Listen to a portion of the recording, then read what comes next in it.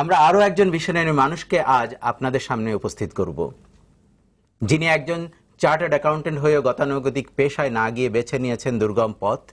বাংলাদেশের তথ্য প্রযুক্তি নিয়ে একটি দুঃসাহসিক স্বপ্ন দেখেছিলেন এবং বাস্তবে অনেকটা রূপ দিয়েছেন সে স্বপ্নের। যিনি অন্যের জন্য আদর্শ হতে পারেন অনুকরণীয়।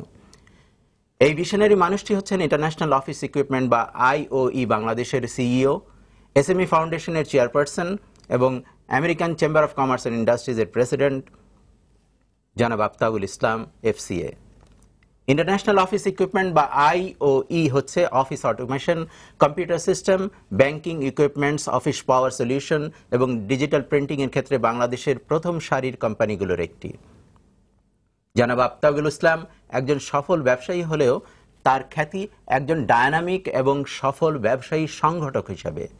তিনি নেতৃত্ব দিয়েছেন এবং দিচ্ছেন SME ফাউন্ডেশন, বাংলাদেশ কম্পিউটার সমিতি, American chamber of commerce and industry, Dhaka chamber of commerce and industry সহ অনেক গুরুত্বপূর্ণ প্রতিষ্ঠানের।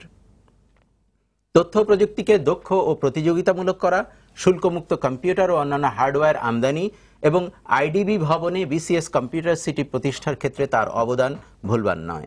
আমরা একটা বিজ্ঞাপন বিরতিতে যাব।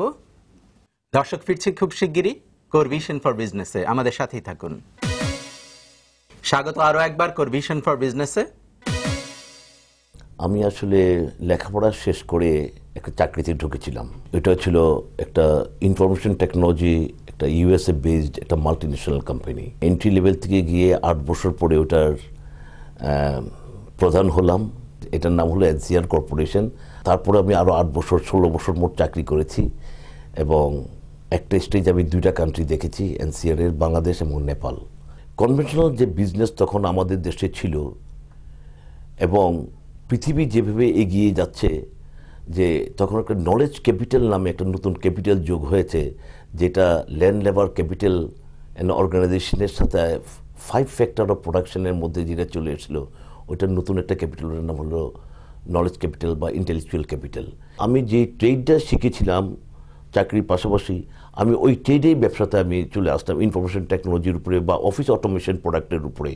আজকে ঘরে ঘরে প্রতিটা মোড়ে মোড়ে আজকে ATM মেশিন যে দেখছেন, 1987 সনে কিন্তু আমি চেষ্টা করেছিলাম এবং বাংলাদেশ ব্যাংকের একজন কর্মপ্রধান আমাকে লিটারেলি উনি বলেছেন 24 ঘন্টা টাকা পাওয়া যাবে।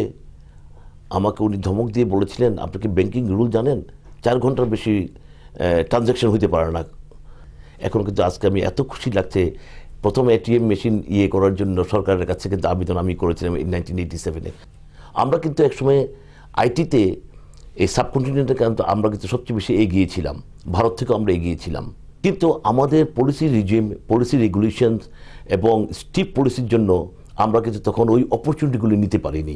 আমরা এবং সিঙ্গাপুর আমরা একসাথে কম্পিউটার কাউন্সিল অ্যাক্ট 1983-তে আমরা করেছিলাম। কিন্তু যখন এটা পূর্ব পাকিস্তান ছিল, তখনও বাংলাদেশে Adamjee jute mill, atomic commission এবং ইউনাইটেড ব্যাংক, তখন জনতা ব্যাংক নামে ইউনাইটেড ব্যাংক, এই বড় বড় ব্যাংকগুলিতে তখন IBM মেশিন 1400 সিরিজের is the first generation computer machine কিন্তু ইস্ট পাকিস্তানে তখন ছিল। এবং কম্পিউটার ফার্স্ট জেনারেশনের প্রচুর কম্পিউটার এক্সপার্ট কিন্তু তখন আমাদের দেশ ছিল, ভারত থেকে বেশি কিন্তু আমাদের এগিয়েছিলাম। 1998 সনের এই যুগান্তকারী একটা ডিসিশন, এই যে উইথড্রন অফ ডিউটিজ এর taxes on computer hardware and software, এটি হলো বাংলাদেশের একটা অর্থনৈতিক ব্যাকবোন আজকে সৃষ্টি হচ্ছে। 10 লক্ষ তরুণ তরুণী কিন্তু আজকে কম্পিউটার শিল্পর সাথে জড়িত হয়েছে এবং কম্পিউটার লিটারেসি যে রেটটা আমাদের এখন হয়েছে, IT লিটারেসি রেট, এটা কিন্তু হয়েছে কিন্তু ওই একটা রিফর্মস, একটা পলিসির জন্য, ওই একটা ডিসিশনের জন্য আজকে আমরা IDB ভবন পেয়েছি, একটা কম্পিউটার মার্ট পেয়েছি। উদ্যোক্তার ভিশনারি হওয়াটা ভীষণ প্রয়োজন। যোগ্যতা, অধ্যবসায় এবং সততা, এই 3টা জিনিস কিন্তু আপনার যদি না থাকে তো ব্যবসাতে আপনার এগোনো যায় না। আরেকটা জিনিস এই জায়গাতে খুব বেশি লাগে, যেটা আপনার সেবা। একজন লিডার যেভাবে সবাইকে নিয়ে কাজ করেন, যেভাবে সবাইকে অনুপ্রেরণা দেন, সবাইকে নিয়ে একটা গোল সেট করে কাজ করেন এবং অর্গানাইজেশনকে একটা লেভেল থেকে আরেকটা লেভেল নিয়ে যাওয়ার জন্য কাজ করেন, এর সবগুলো সফলতাই কিন্তু আমি দেখেছি ওনার মধ্যে। বিজনেস ট্রেড অ্যাসোসিয়েশনের জন্য উনি একটা এক্সাম্পল তৈরি করেছেন, একটা বেঞ্চমার্ক তৈরি করেছেন অলরেডি। ঢাকা চেম্বার